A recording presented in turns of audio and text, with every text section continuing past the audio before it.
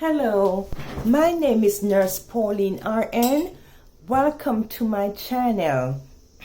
Today I'll be talking about exam 1 and we are on part 10. Before I get started, please hit the like, please subscribe, and please share this video.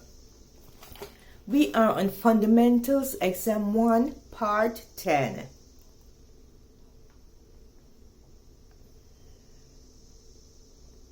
Sequential compression stockings, SCD. This is ordered for our patients most of the times post-operatively. SCD prevents DVT, deep vein thrombosis. With SCD, we wrap it around the patient's legs and it is inflated with warm air.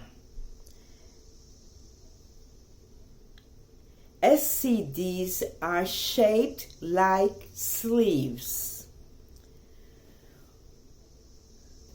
What is the name of the war that Florence Nightingale served in? The name of the war was the Crimean War. You have burnt patients. What are your interventions for your burnt patients? Keep your burnt patients hydrated, IV fluids and antibiotics, and pain medication is very important. At what age do we administer shingles vaccines to our patients? It's for age over 60 years old. How can hepatitis B be transmitted? Hepatitis B is spread through blood, contact with blood, blood transfusions, sexually transmitted diseases, through needle stick. Nurses, what's the first thing you do when you get a needle stick? Exam question answer. The first thing you do is notify your manager. For needles, nurses, we do not recap our needles to prevent needle sticks. How, when we're teaching our patients, maybe in the communities, how do we teach them about the spread of E. coli? E. coli is spread through uncooked raw meats, particularly pork. We're teaching our patients about the spread of hepatitis A. What is the transmission route for hepatitis A? The transmission route is a fecal-oral route. Ingestion of contaminated food or contaminated water. For people lack of proper sanitation, they have poor sanitation. This is transmitted through contaminated water. Poor hygiene, dirty hands. Hand washing is very important to prevent hepatitis A. What is the primary cause of cigarette smoking? What is the primary cause of lung cancer? The answer is cigarette smoking. Your patient is going for a test, is ordered for IVP What does IVP stand for? It's for intravenous parallelogram. It's offered in X-ray. It's an injection of contrast material. Ask your patient, are you allergic to shellfish or iodine? If the patient is allergic to shellfish or iodine, before the patient go for this test, the doctor has to be notified. That's the first assessment. IVP helps to diagnose and evaluate kidneys, uterus, bladders, help to diagnose any problems in the kidneys, uterus, and bladder.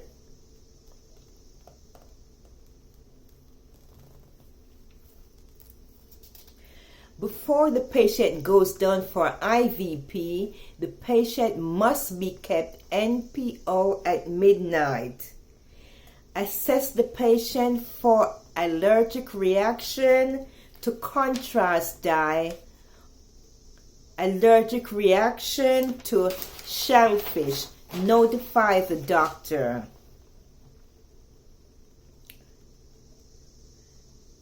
Name a few sterile procedures.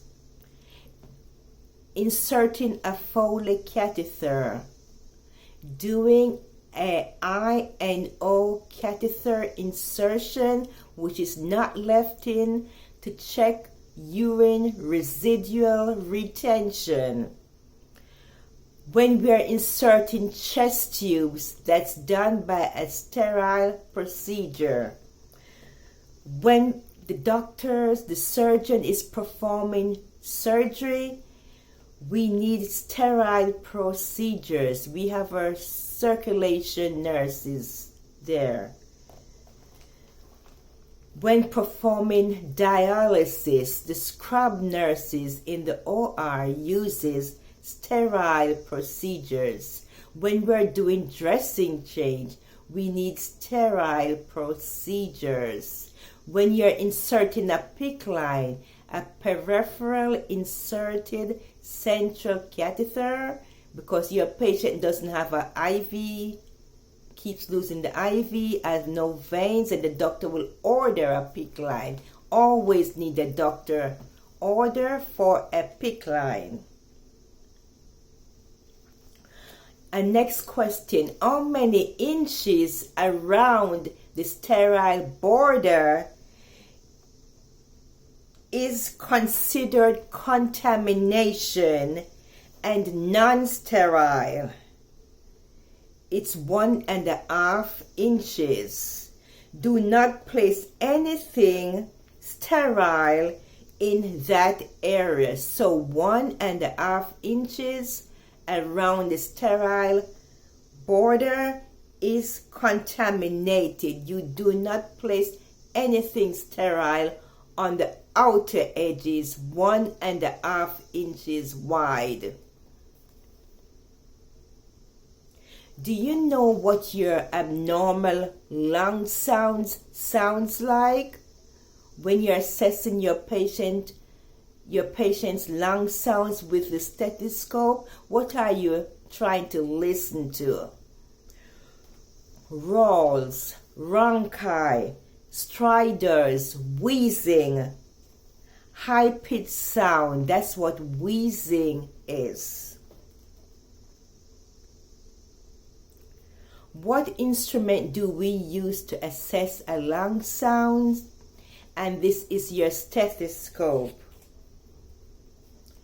What diet would you order for a Jewish patient? You would order a kosher diet. Excuse me for a minute.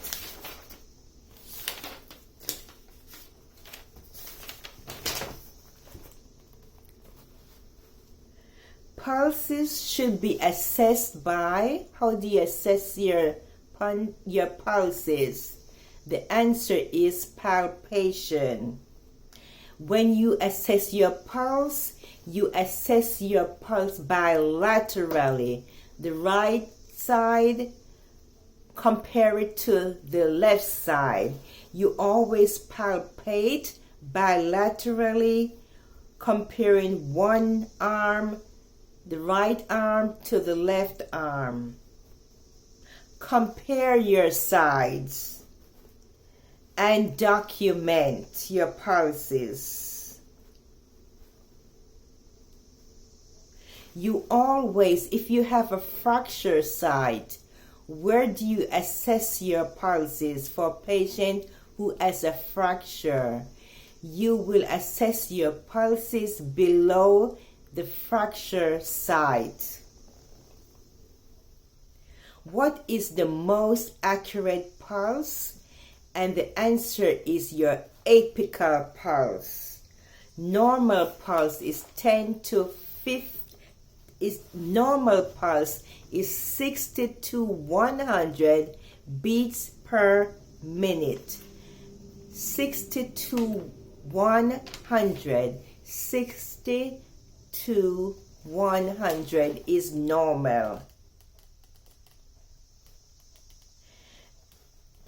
ABG. What does ABG stands for? This is arterial blood gas.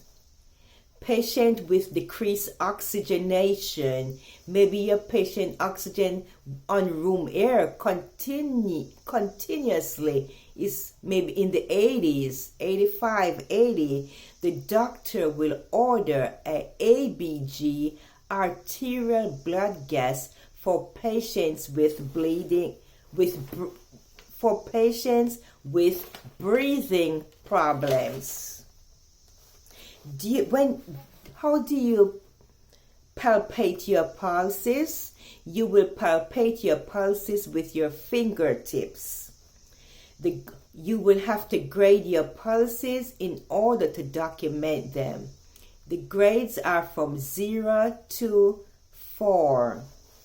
0 pulse is absent. You always notify the doctor stat.